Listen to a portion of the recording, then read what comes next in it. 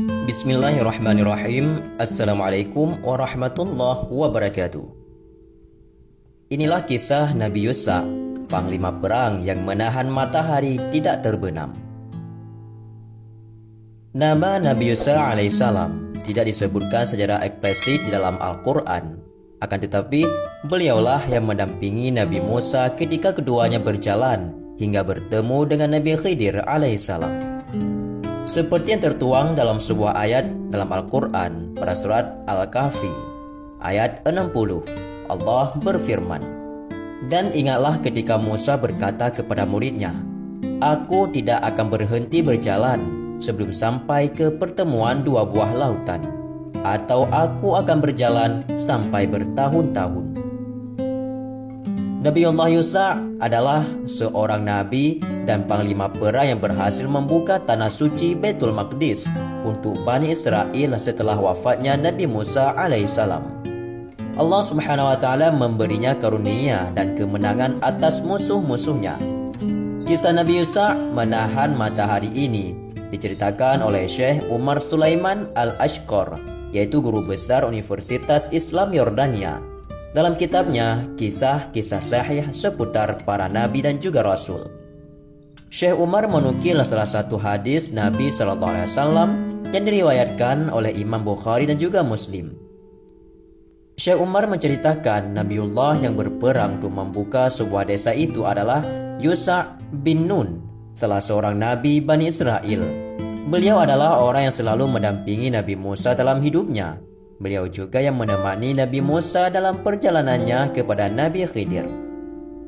Allah subhanahu wa ta'ala memberinya wahyu setelah Nabi Musa wafat, dan Musa mengangkatnya sebagai penerus di Bani Israel. Nabi Yusha adalah pemimpin yang berbakat jasanya. Tanah suci bisa direbut kembali olehnya. Saat persiapannya menuju kota yang hendak ditakluknya, Nabi Yusha berusaha agar pasukannya menjadi pasukan kuat dan tangguh dalam menghadapi peperangan. Karena itu, dia pun menyortir prajurit-prajurit yang bisa menjadi biang kekalahan, karena hati mereka lebih disibukkan oleh perkara duniawi. Nabi Yusha mengeluarkan 3 kelompok prajurit yang itu tidak diizinkan untuk pergi berperang. Kelompok pertama adalah orang yang telah berakad nikah tetapi belum menyentuh istrinya. Kelompok ini tidak diragukan pastilah sangat tergantung hatinya dengan istrinya, lebih-lebih jika dia masih muda. Kelompok kedua adalah orang yang sibuk membangun rumah dan belum menyelesaikan bangunannya. Dan adapun kelompok ketiga adalah orang yang membeli unta ataupun domba bunting sementara dia menantikan kelahirannya. Prinsip yang dipegang oleh Nabi Yusa adalah menunjukkan bahwa dia adalah panglima yang unggul, pemilik taktik jitu dalam pemimpin dan menyiapkan bala tentara sehingga kemenangan bisa diwujudkan olehnya. Prajurit tidak menang dengan jumlah besarnya, akan tetapi dengan kualitasnya. Ini lebih penting daripada jumlah dan kuantitas. Oleh karenanya, Yusa mengeluarkan orang-orang yang berhati sibuk dari pasukannya, yakni orang-orang yang badannya di medan perang tetapi pikirannya bersama istri yang belum disentuhnya, atau rumah yang belum diselesaikannya, atau ternak yang ditunggu akan kelahirannya. Apa yang dilakukan Yusa ini mirip dengan apa yang dilakukan oleh Talut ketika melarang pasukannya untuk minum dari sungai kecuali orang yang menciduk air dengan tangannya. Saat itu sedikit dari mereka yang minum. Talut telah membersihkan pasukannya dari unsur-unsur pelemah yang menjadi titik kekalahan. Allah subhanahu wa ta'ala telah menyampaikan kepada Rasulullah SAW bahwa mundurnya orang-orang munafik di perang Uhud mengandung kebaikan bagi orang-orang mukmin. Hal tersebut sebagaimana tercantum pada surah At-Taubah ayat 47. Jika mereka berangkat bersama-sama kamu, niscaya mereka tidak menambah kamu selain dari kerusakan belaka. Dan tentu mereka akan bergegas-gegas maju ke muka di celah-celah barisanmu untuk mengadakan kekacauan di antaramu. Dengan pasukannya Yusa berangkat ke kota yang hendak ditakluknya. Dia mendekati kota itu pada waktu asar di hari yang sama. Ini berarti kesempatan untuk membuka kota itu tidaklah banyak, karena berperang di malam hari tidaklah mudah, dan bisa jadi hari itu adalah hari Jumat. Dia harus menghentikan perang begitu saja matahari terbenam, karena itu berarti tiba pada hari Sabtu telah tiba, dan perang di hari Sabtu hukumnya haram bagi Bani Israel.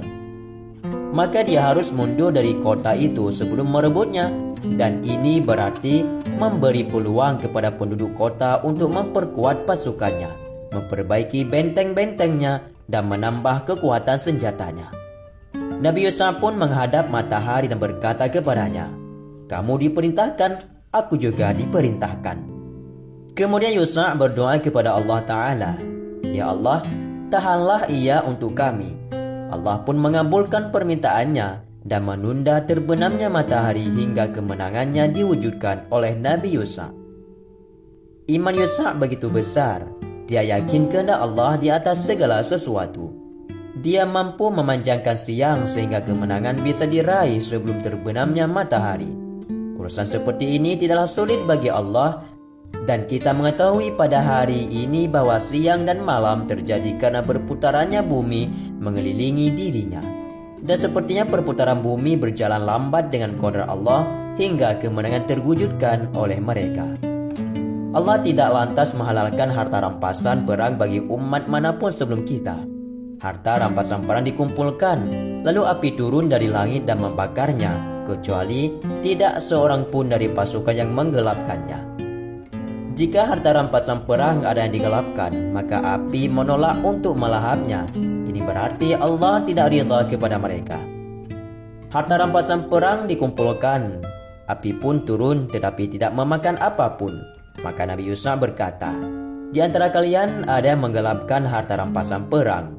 Untuk membongkarnya, Yusha menyuruh masing-masing kabilah mengeluarkan satu orang untuk membaiatnya. Maka tangannya menempel lengket di tangan orang berasal dari kabilah yang menggelapkan harta rampasan perang. Nabi Yusha membaiat anggota kabilah itu satu persatu. Tangannya lengket dengan tangan 2 atau 3 orang. Dan Yusha berkata, "Penggelapan ada pada kalian."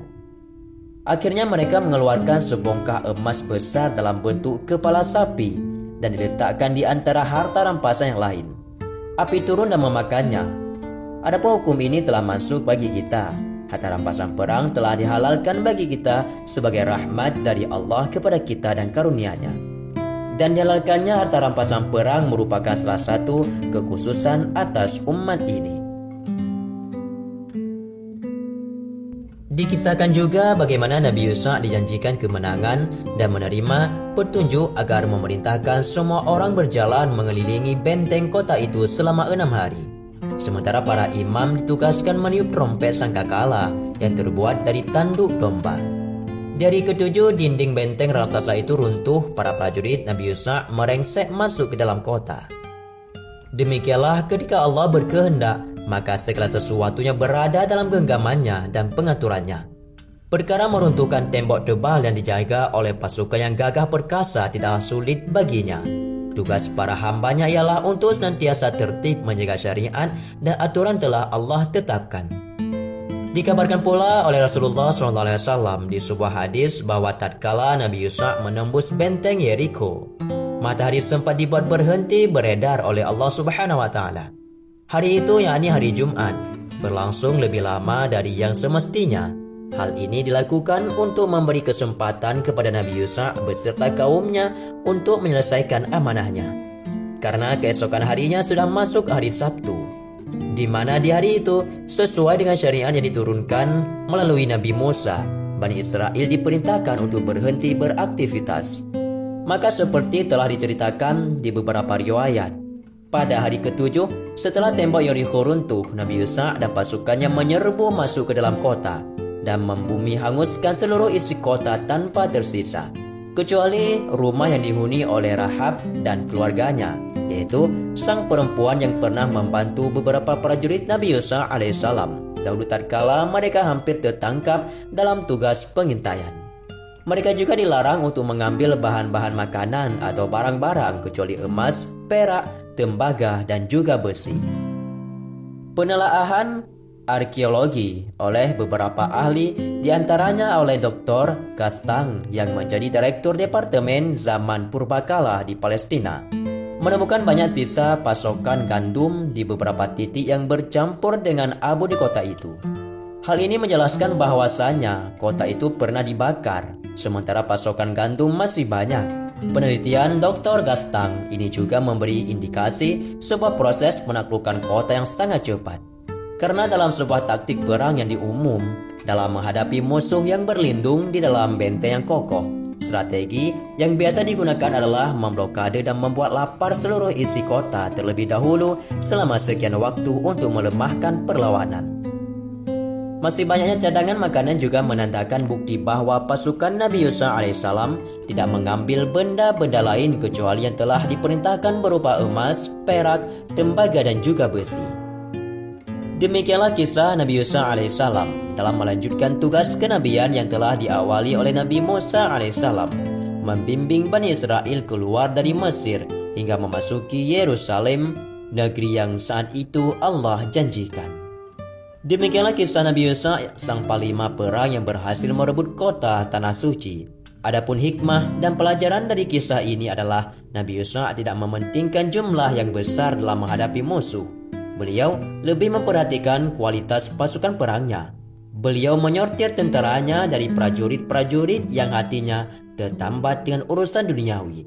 Baginya, kualitas lebih baik daripada kuantitas.